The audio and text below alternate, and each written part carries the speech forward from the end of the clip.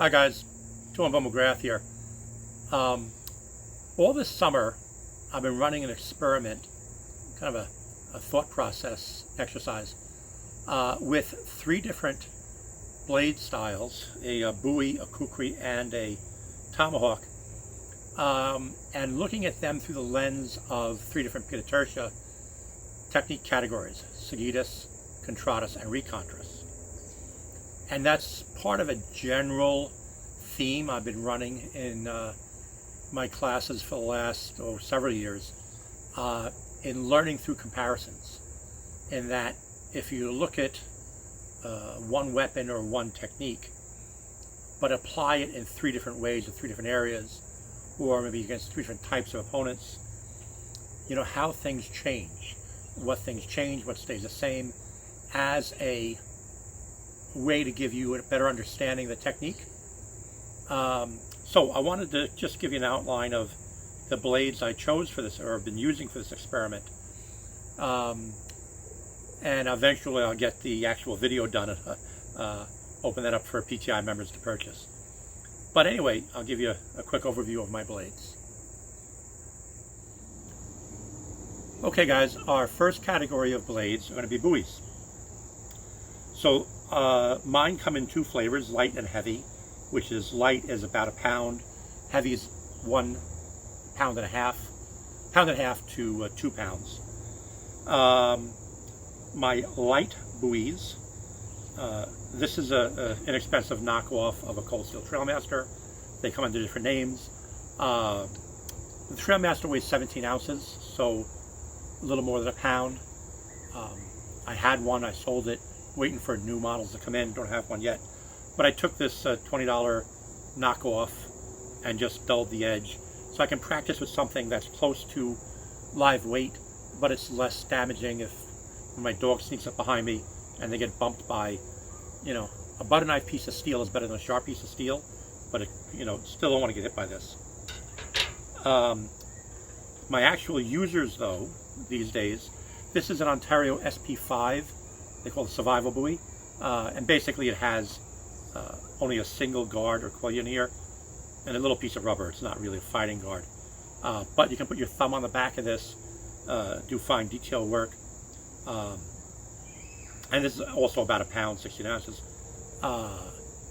The Ontario's are really nice, good quality, good bang for your buck. The Trailmaster goes for $115 to $125, depending on prices on Amazon, let's say. The Ontario will go for about 50 bucks. Decent sheath on this. They're the new sheaths, not the old ones, which were kind of haphazard in quality. It's a nylon sheath, but it's not a bad nylon sheath. My other Ontario is the SP10 Raider Bowie. This has a metal cross guard on it. Very small. It's not something that's going to catch blades. But it's a much heavier piece of steel. This is 1 pound roughly. There's 1.5 pounds, 22 point something ounces. This I believe is 3/16 inch stock in the thickness of the blade material. This is 1/4 inch. It has that Bowie clip point swept back. I'll get into more when we get to that thing over there. They market this as a military style Bowie, but it actually would make a good survival knife. Number one thing you want in a survival knife is it will not break. 1/4 inch piece of steel will not break. This I believe is 1095. Really strong, heavy thing, and I like it a lot. It's 10-inch blade, good chopper, very heavy. Now, this monstrosity here, this is a cheap Pakistani reproduction of a early Bowie knife. This is called the Muzo Bowie, from a collector who originally brought this. It's tested from the 1830s, I guess, by the wood. So it's around the time of James Bowie. What you see is a foot-long blade, really deep swept point back, and a double guard. Sometimes they have a more pronounced four 4-end guard that grips your fingers here, or protects your fingers. What's interesting is this brass back, and the idea of that was that's supposed to catch a blade or slow down a blade. Doesn't really work well if you're fighting in the normal grip, but they did say Bowie used to fight with the cutting edge up.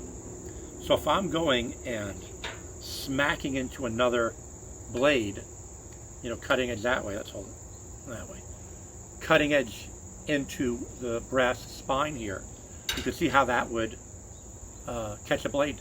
You know, delay it, let me say catch. Delay his blade long enough that you could push it out of the way and then get a back cut. That's another thing on the Bowie knife. His fighting style was supposed to be famous for the back cut. Some people interpret that as cutting with the back false edge. You know, in Pekiti-Tirsia, most Philippine martial arts, when you would teak or beniko, you hit the flat of the blade with a stick, flat of where the blade would be. But when you do it with a sword, you bend your wrist and you're actually hitting with the cutting edge. However, if you fight with the edge up, then that back cut is with the back of the blade.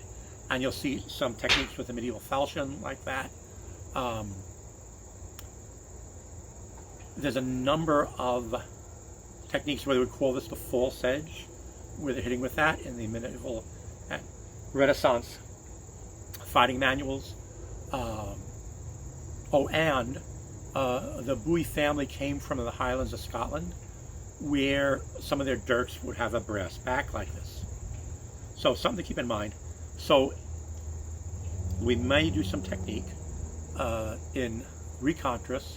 We were fighting with the edge like this. You got a big, heavy Bowie, and you're leading with that spine to hit the opponent's blade out of the way, and then cutting with that. So that's the idea of the particular buoys I have. Okay, guys, the next category I have are kukris. I own 2 real kukris, like both of them. I've had this Ontario for many, many years. 12-inch blade, 1095 steel, I believe. It weighs about a pound. A very, very nice, versatile woods tool. These sell for about 50 bucks on Amazon. And when I say woods tool, for all of these, that's my primary reason for carrying these. And that's probably, you know, the way I want you to think about them. For 99.99% of the time, you're carrying these as a tool. God forbid you have to use it as a weapon. My theory is at least know how to defend yourself with it. It's kind of like teaching a carpenter how to defend himself with a hammer. So I've set this up as a woods tool. It's a really good woods survival tool for my part of the country, Northeast United States, where you're not up, you know, at least for 3 seasons. You know, in winter I want a full-size axe, but the rest of the time this chops the firewood that I'm likely to use. You know, something, you know, no bigger than my thumb. You can take this in one swipe. What I've done is rounded over the area where my thumb would sit, so it's nice and comfortable. And so I'm doing fine detailed work cutting things. My thumb is comfortable. I like to be comfortable when I'm in the woods. This portion here of the blade I've flattened out into a Scandi grind, so I can do that more woodworking type work with that Scandi grind. I have a flat section here, so I have a 90-degree spine so I can scrape ferrocerium rod and get sparks. I've rounded off the corners over here, so if I want to use that as a draw knife, take bark off a piece of wood with that Scandi grind area, that makes it easier. And then the big chopping portion here I've redone in a convex grind, because it's going to take the impact when I chop, and a convex says is basically what you put on a hatchet or an axe, takes impact better without dulling the edges as easily as a flat grind. The tip I've left dull, not dull, I've left it with the factory edge, which is not as sharp as the rest of it I've made. Reason for that is you can use this as a digging tool. Hold it back here and pull with a slight angle so you're not dragging your edge through the dirt, and you can use that as a digging tool going along. I'll in the comment section below the video, I'll have some resources of research that show how this is done. Blackie from Shaman's Forge Bushcraft has a nice video series on the use of a kukri as a survival tool. I'll put a link to that. And this weighs about 1 pound. A kukri I've gotten recently is the Gurkha Kukri Plus from Cold Steel. This was designed by Dr. Mungji of Bando. The reason it's a plus model is it has this guard here. I was never comfortable with the traditional grip you see on a Nepalese kukri, where the Gurkhas will have and Nepalese in general, will have just a ridge in the center of their grip, which goes between their thumb and their ring and middle finger, and that keeps the blade from, or your hand from sliding up the blade on a thrust. They grew up with that, works perfectly fine for them. I'm not comfortable with it. I want a guard here. And in conjunction with that, I've rounded off the edges over here on the base of the guard, so my fingers are a little more comfortable. Probably not going to thrust with this. I hope I don't get into a fight with this. But if I do, I want a guard on it. And again, I've rounded off the spine. This area, my thumb would rest, flatten the spine here for the ferrocerium rod, rounded off a bit of the corner there, Scandi grind here, convex grind here, left the factory edge alone on the tip. This weighs 22 point something ounces, we'll say 1.5 pounds. The same as my heavy Bowie. So when we do all these blades, I'm going to give you 2 versions of the basic set of form. One is with a light weapon for ranged work. The other was with a heavy weapon for close-in work, ortho work. And you're going to see mostly that's either double force, or when we get to the Tomahawks, it's going to be 2 hands on the weapon or tool. So that's a brief explanation of the kukris. Oh, this one here is a cheap Chinese knockoff of the Ontario. This sells for like 25 bucks on Amazon. And all I do is I dull this down. So you want something a little heavier than a rubber training knife, you can go this route. I still can break a bone, but at least you won't get sliced if you get hit accidentally. So those are the kukris I'm using. Okay guys, our final blade category is the Tomahawk. For many years I've had several different cold steel traditional Tomahawks. These are ones where the head will slide up onto the shaft through the eye here and rest on a widening of the wood at the end. They have a set screw in the side, which I remove like a lot of people, and just rely on the friction. The reason for that is if you break the handle, it's very easy to replace the handle on these. You get a piece of wood roughly this size, small at the bottom, bigger at the end, then the hole. Slide the head at the shaft and just polish it and work it, get the bark off until it gets to the end. I've put a piece of paracord on this to act as a safety. If I do miss and hit the handle, the paracord will take some of the impact. You can glue the area up here, just the top 1 or 2 rows of paracord, glue that down to the shaft so that the head won't slide down accidentally or won't go down too far, which is good if you do, take into consideration you might have to use this thing to defend yourself. What's nice about this particular size is you can use it 1 or 2-handed. You choke up on it and it can be used one-handed, but you hand down here, use a 2-hand to get more power for when you're chopping wood, but that also gives you more control if you had to use it defensively. Hammer pole on the back. I like these cold steel traditional Tomahawks. They're not expensive, and they're lightweight, and they make a nice woods tool. They're versatile. I'll put some links in the bottom of this video in the comment section about different people using all the different tools I've described here, and resources and things like that, which you might find interesting. Now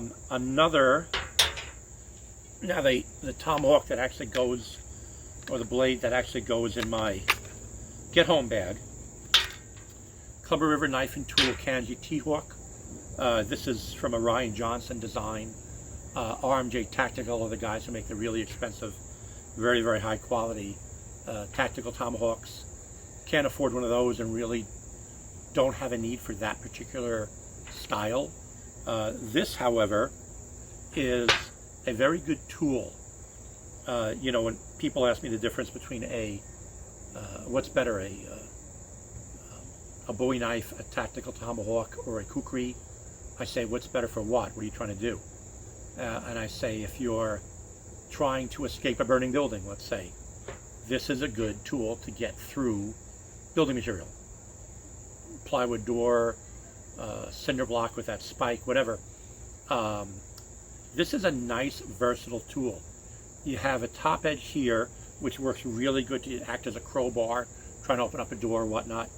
The spike over here has a good angle, good sturdy angle. You know, chopping, say you chop, trying to break through the wood around a door lock or hinges to get that door open in a hurry.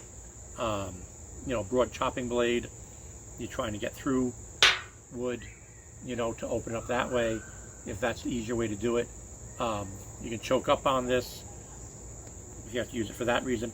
You can use this as a woods tool, but to me this is more of a escape tool in an urban environment, to try to get through man-made materials. You can use it as a crowbar, and you can cut things a lot better than a crowbar. They have a nice little sheath. These retail for less than $100. The Ryan Johnson RMJ Tactical ones are, you know, $300 and up. So I like this for its versatility. I got this little SOG, this is called this Fast Hawk, simply because it has the same blade shape as a Lagana Hawk from the Vietnam War.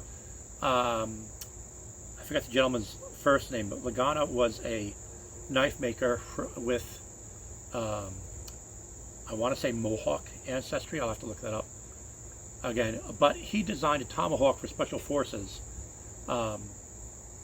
that I think they did 2,000 or 3,000 units of these in Vietnam, a longer handle than this one. But the blade shape here is important. I've seen too many people use a tactical tomahawk and they just try to take the normal techniques I learned from Philippine martial arts and apply it to a tomahawk. There are things you can do with a straight blade that you should not do with a tomahawk. Now I've dulled this just for this demo. One of those things is you chop into the ribs. It's going to go in. When you're going to pull it out, you're going to get something of a kind of a fishhook effect, where it goes, and see, wide to narrow. It's like a barb and a fishhook. You have a hard time pulling that out. I'll explain what this is in a second. Where this belly underswept on the Lagana style hawk, when you go to pull it out, it has a lot easier time rolling out of that cut. So, and these seem to be popular. So I'm doing my experiment of comparing weapons with the most popular brands and models, and this shape is designed specifically for combat by Mr. Lagana, based on Native American designs, and the idea is this will, yeah, go in, but also get out quickly. And it has a spike on this end, which I've also dulled. Some things you want to keep in mind, we'll go into the longer video, is when you first pick up a weapon, your first job is how to learn not to hurt yourself with the weapon. So it's like when we go to these spike hawks, a lot of time is spent not bringing it back in the same way you might a more long-handled weapon, indexing off your deltoid. So you do that with something with a spike on it, and you pop yourself right in the deltoid with the spike. Some trainers for these. I have a cold steel, I think this was the trench hawk that I've ground down to model my trail hawk. I took one of their axe gang hatchets, chopped off the end to make it the same height as my little camping hatchet. This is really cool. This is from Chris Byron at Vope Knives. Hope I'm pronouncing that, or Vope Training Blades. I hope I'm pronouncing that right, Chris. But it's a 3/4 inch thick plastic. Same plastic used on cutting boards. This one that just got black because it's cool. And it's basically asking to model my my favorite tactical tomahawk, the T-Hawk there. And if you're going to use a trainer, you know, first off, don't use a real blade. The other thing is, get yourself something safe, plastic. I don't even like aluminum because it gets rough edges in it that hide bacteria, and it's very much like getting scratched with a rusty piece of steel. You're likely to get an infection from that. Where plastic, you know, you're going to try hard to break a bone with this. You're not going to do it by accident. And it's less likely, put it that way, to break a bone. And you can practice your technique slowly with a training partner. If you bump this into your arm accidentally, you're not going to put a sharp piece of steel into your deltoid. So, some things to think about. Oh, one more thing on the SOG. You can get the sheath they come with is a basic nylon sheath, but they have a kind of a cool setup where you wear this on your left side, and it's a really quick draw scabbard like they have on the Clemmer River RMJ Tacticals. And this is set up for the left side draw. Why is that? Well, the Lagana Hawk was meant for special forces during the Vietnam War. Special forces soldiers would have a long arm, assuming an M16 in those days. You know, a sidearm, probably a Colt 1911 on their right hip. The left hip, you're going to have a blade. If not a K-bar, then they would have a hawk. So that's the tertiary weapon. So they have it on their left side. So that's my idea on these blades. And we're going to show how you use these under the theory of Sagittus, under Contratus, and under Recontras. So when I do the full video, how do I use these blades in the three theories of Sagittus, Contratus, and Recontras? So in Sagittus, we're going to use the same blade versus the same blade. So a Bowie versus Bowie, Kukri versus Kukri, Tomahawk versus Tomahawk. Contratus is you have a lighter blade than your opponent. So we're going to assume you're a little more nimble. So let's say a Bowie knife versus a Kukri. And then Recontras, we're going to say you have the heavy blade, your opponent has a lighter blade. So let's say Tomahawk versus Kukri. So he can escape your attack easier.